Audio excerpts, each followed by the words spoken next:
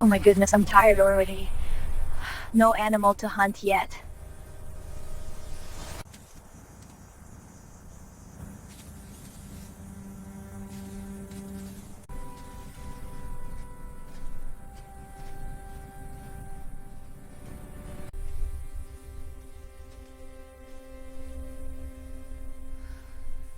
This.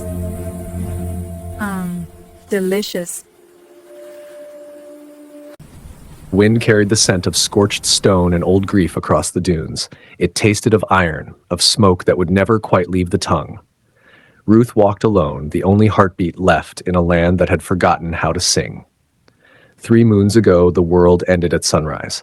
They came out of the shimmering east, black silhouettes on iron-shod camels, their war cries sharp as obsidian. No one in Ashara had ever seen so many blades at once. The men formed a thin line at the well, spears raised like desperate prayers. The women and children were herded toward the granary. Ruth, 23 summers old, was on the far ridge gathering soldering saltbush for her mother's aching joints when the first column of smoke rose, black and perfect, terrible, straight as a spear thrown at the sky. She ran. She ran until her lungs burned hotter than the sand beneath her bare feet, but by the time she crested the final dune, the village was already a furnace. Palm roofs collapsed into themselves like dying birds. Mud brick walls sighed and slid into glowing heaps. The raiders moved through the lanes the way locusts move through wheat, methodical, laughing, leaving nothing behind but fire and silence. When the sun touched the western ridges, Ashara was ash. Ruth walked through the cooling ruins at twilight. The heat still rose from the ground in ghostly sheets. She found her father pinned to the date palm by 3 arrows.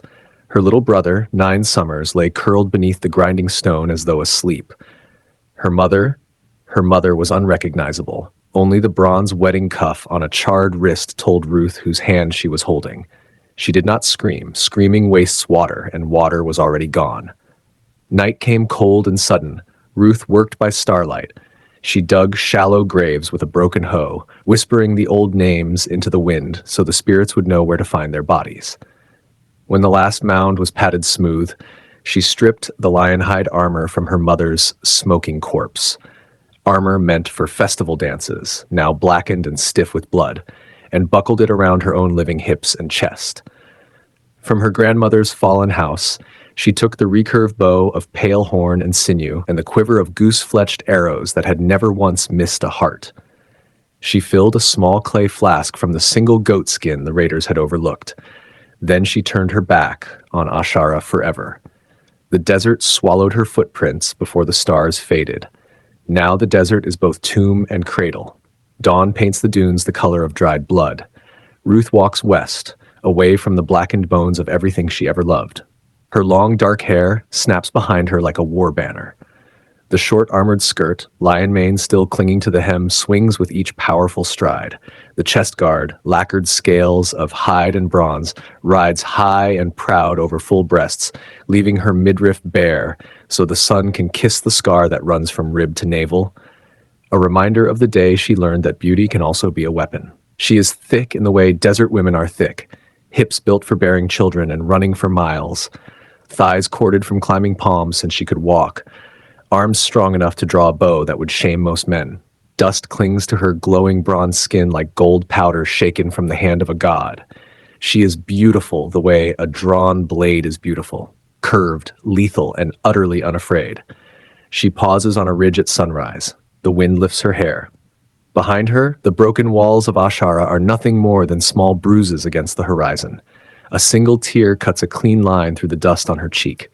It dries before it can fall. She does not cry again. There is no water to spare. The day burns. By mid-morning, the sky is white fire. Heat shimmers rise from the cracked pan, twisting the air into mirage lakes that vanish when she reaches for them.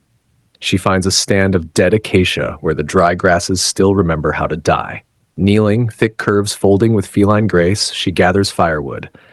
The bow rides her back like an old friend. She tests each branch between strong fingers, discarding the rotten, keeping only what will burn hot and long. She bundles the sticks across one shoulder, the weight settling naturally against the curve of her spine. A shadow flickers at the edge of sight. Vulture, hyena, or memory, she does not turn to look. She simply shifts the weight and keeps walking.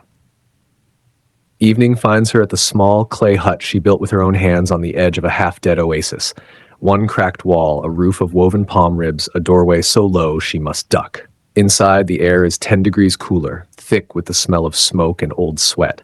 She lays the firewood in the shallow fire pit, strikes flint against steel. Sparks leap.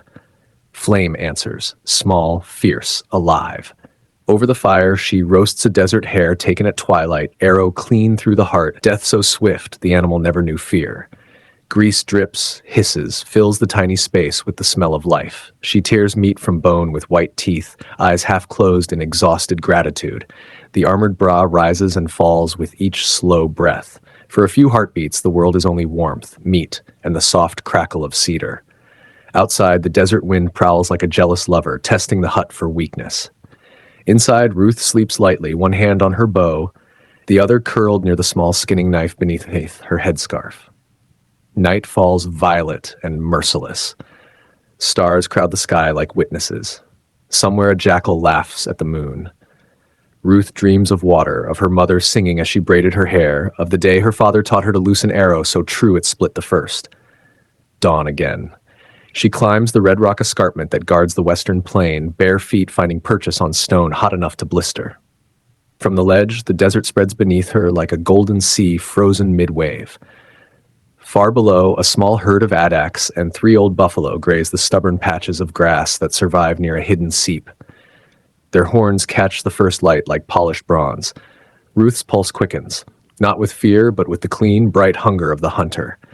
She leans forward, hair streaming, body taut and alive. She counts heartbeats, measures wind, tastes the air for the scent of water and grass and warm blood. She chooses her path down the slope, a route only a daughter of the desert would see.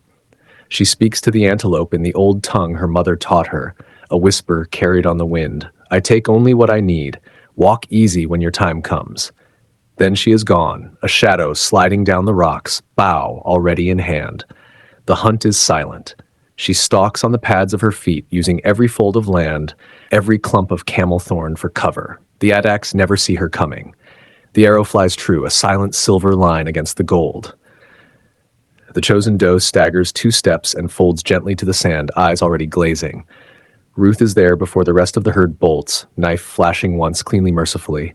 She kneels beside the body, presses her forehead to the warm flank in gratitude, then slings the carcass across her shoulders. Blood runs warm down her back, mixing with sweat and dust until she gleams like war paint. By midday, she is back at the hut, butchering with practiced strokes, hanging strips to dry on a thorn bush rack, saving the liver and heart to eat raw while the sun is high and the meat still sweet. The days begin to braid together. She learns the new rhythms, the hour the mirage pools appear, the exact moment the wind shifts before a sandstorm, the secret song the dunes sing when no one is listening. She marks the passing of time by the thinning of her body, then the thickening again as the hunting grows better. She learns to sleep in the hottest hours, curled in the shadow of her hut like a lioness, dreaming in short, bright bursts. She learns to speak to the stars, not prayers, conversations. She tells them about the day her little brother tried to ride a camel and fell off laughing. She tells them about the taste of her mother's date and honey cakes. She tells them she is still here. The stars listen without judgment. One night, a storm comes, not of sand but of memory. Lightning forks across the sky, illuminating the ruins of Ashara on the far horizon like bones lit from within. Thunder rolls like war drums. Ruth stands outside her hut, naked to the rain that finally falls, arms spread, face lifted, letting the water scour 3 moons of grief from her skin. She does not cry. She laughs instead, wild, cracked, triumphant, because the desert has given her a gift, and she is still alive to receive it. The next morning, she finds a single green shoot pushing through the cracked clay near the oasis. She kneels, touches it with one reverent finger. Life, stubborn as she is. Months pass. The dried meat lasts. The water flask is refilled when storms remember mercy. Ruth's body changes again, lean muscle over powerful curves, scars adding their own stories across her skin. She braids hawk feathers into her hair for luck. She carves tally marks into the bow, one for every moon she has outlived the raiders. Sometimes at twilight, she climbs the escarpment and watches the herds move like slow rivers across the gold. She no longer hungers only for meat. She hungers for tomorrow. One evening, the wind brings a new scent. Smoke, but different. Not the smoke of burning homes, but of cook fires, many of them. On the far horizon, almost lost in heat shimmer, she sees movement, a caravan or an army. Ruth stands on the ledge, silhouetted against the dying sun, hair whipping, skirt fluttering like a battle standard. Her hand tightens on the bow that has never missed. Her eyes narrow. The desert is cruel, vast, and indifferent, but it is also honest, and Ruth has learned its language. She is no longer the girl who ran from smoke. She is the woman who walked out of fire carrying only what mattered. She is the last ember of Ashara, and embers, when the wind is right, can start wildfires. The camera pulls back slowly. A lone figure, small against the immensity of sand and sky, stands poised on the edge of the world. Behind her, the past. Before her, everything still possible. She knocks an arrow, not yet drawn, simply ready. The wind rises, the dunes shift and whisper her name. Ruth smiles, small, fierce, alive, and steps forward into the burning light. Because the desert asks the same question every morning, will you live? And every single day, Ruth answers, yes, and I will make you remember my name. Fade to gold, hold on the silhouette, let the wind carry the final word. Ruth.